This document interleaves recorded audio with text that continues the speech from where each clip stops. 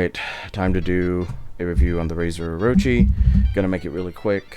It has a lot of good to it, obviously. There's a reason why it's really popular right now, and it's definitely 100% not going to work for everybody. This is its main contender, and I mean, it looks smaller, but you think they would be like sort of similar in shape. They aren't, like, at all.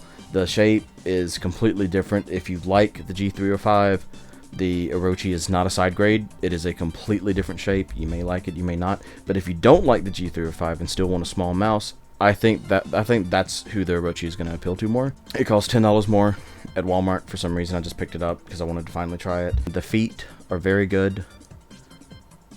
The sensor position is, you know, you would think it's too far forward, but considering how small the mouse is, it's pretty in line with your grip. So if you're doing like a weird claw palm of this shape, you're fine. If you're doing fingertip, you're controlling the mouse differently anyway, so it's also going to be fine.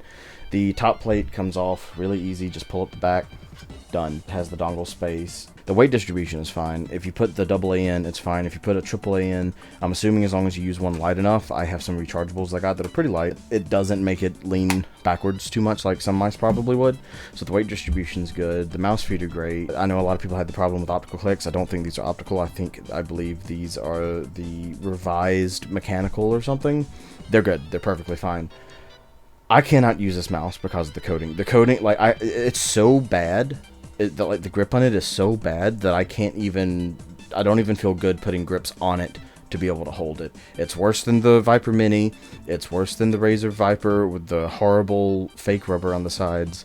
And it's definitely worse than the Deluxe M800DB. I have one grip on it, but like the rest of the mouse, I don't need it. I would need it on this entire, I would need to recoat this entire mouse. Honestly, like, this is a very awful fucking grip.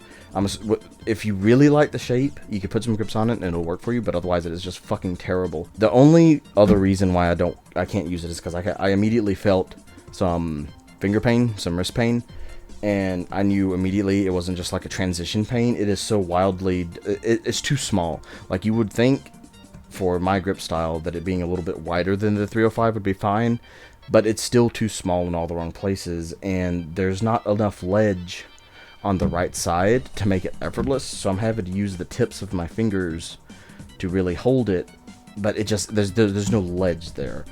So I think that this mouse is a very, very high contender. The quality is fucking astounding. Like, Razer knocked it out of the park with quality, but it is not for everyone. If you have a problem with these types of coatings, you will not use this mouse without grips, and it's so bad for me personally that when I have so many other options available that I'm not going to pick this one.